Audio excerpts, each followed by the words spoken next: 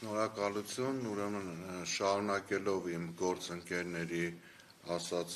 թերությունների մասին վերաբերյալ տեղեկատվությունները, ուզում եմ ասել, որ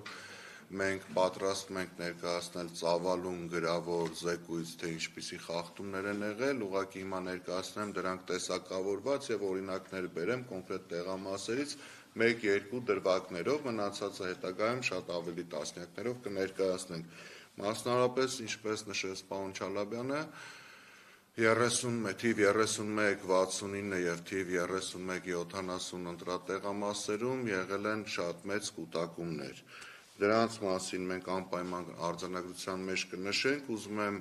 հատուկ ընդգծել, որ տեղանքում գտնվող ոստիկանները որևիցե փորձ չեն կատարել, առնվազն մեզ հայտնի դեպքեր չկան, որ փորձել են օրինակ այդ կուտակումների հետ որոշակի գործողություններ դրսևորեն,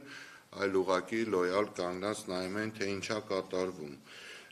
Ունենք խախտումներ սենյակների մեծությունների հետ կապված, գիտենք օրենքը թույլ է տալիս որոշակի քանակով մարդիկ գտնվեն, ընտրողներ գտնվեն ընտրատեղամասերում, ցավոք սրտի կային ընտրատեղամասեր, որտեղ ընդամենը 2-3 քաղաքացուց ավելի ուղղակի հնարավոր չէր գտնվեին, իսկ դա եւս բերում էր կուտակումների։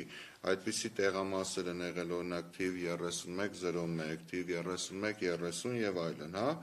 Բազմիցս ականատես ենք եղել եւ ունենք տեսարան նկարահանված, որոնցից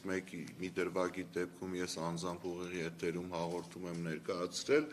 բաց քվեարկությունների, որոնց տեսանկարահանված վիդեոները, ֆոտոները կան,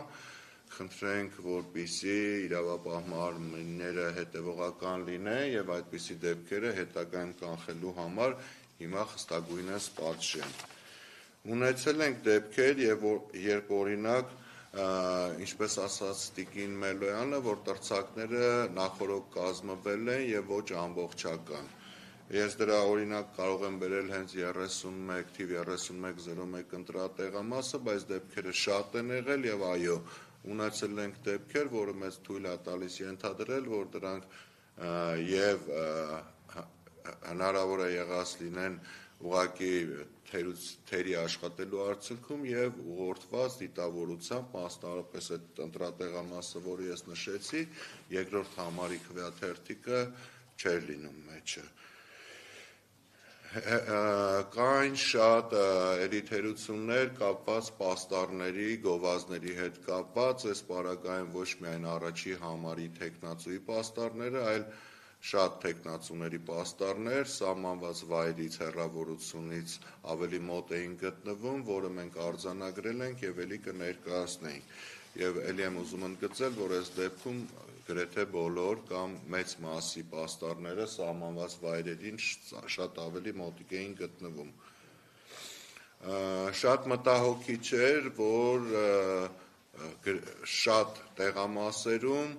նստած էին քաղաքացիական պայմանագրի վստահված անձինք եւ հաշվարկ էին կատարում, այն տալիս է մեզ այն հետևությունը, որ օրինակ, եթե պայմանական իրենք ուզում էին հաշվարկ բարեին, թե քանի մարդ է գալիս ընտրելու, այդ դեպքում պետքա մոտավոր ստանային այն թիվը, ինչ որ օրինակ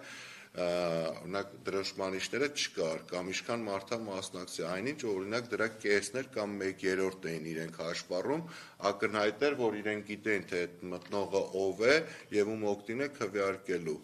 Բացի դա, օրինակ հանձնաժողովների նախագահները շատ հաճախ ստանում էին զանգեր, որը մեր դիտորդները մեզ փոխանցել են, թե ովքեր են այս սևազգեստ, մեր հայաքվեի տարբերանշանով մարդիկ, անուն-ազգանուններն էին ճշտում, կամ ասենք, չգիտեմ, հաճախելիության մասին էին տվյալներ վերցնում եւ այլն։ Ունենք նաեւ դեպքեր, երբ որ մեքենաներով մարդկանց ուղղորդում են եւ եթե բնական է, որ մի մեքենան օրվա ընթացքում ասենք 1 կամ 2 անգամ է գալի, օրինակ եթե ես եկել եմ քվեարկել եմ, հետո իմ մորս կամ ընտանիքից մեկ այլ անդամի եմ բերել, դա իհարկե տարբերվում է, բայց եթե մեքենան կես ժամը 1 կամ մի ժամը 1 պարբերականությամբ օրվա ընթացքում 10-20 անգամ մոտենում են ընտրատեղամասին, հետեւաբար մենք կարող ենք մեզ թույլ տալ ենթադրել, որ դրանք ուղղորդված մարդիկ են եւ երևի նաեւ ճնշումների ենթարկված թող իրավապահ մարմինները ուսումնասիրեն այդ դեպքերը, մենք որոշ դեպքերում նաև մեքենաների տվյալները հրապարակել ենք, թող ուսումնասիրեն, պարզեն, թե ինչպիսի հանգամանքներում ա եղել, որ նույն մեքենային, նույն ընտրատեղամասին օրվա ընթացքում բազմիցս մոտեցել է։ Շնորհակալություն։ Շնորհակալություն, պարոն Պետրոսյան, ես խոսքը փոխանցեմ Արտոն Մղրտարյանին։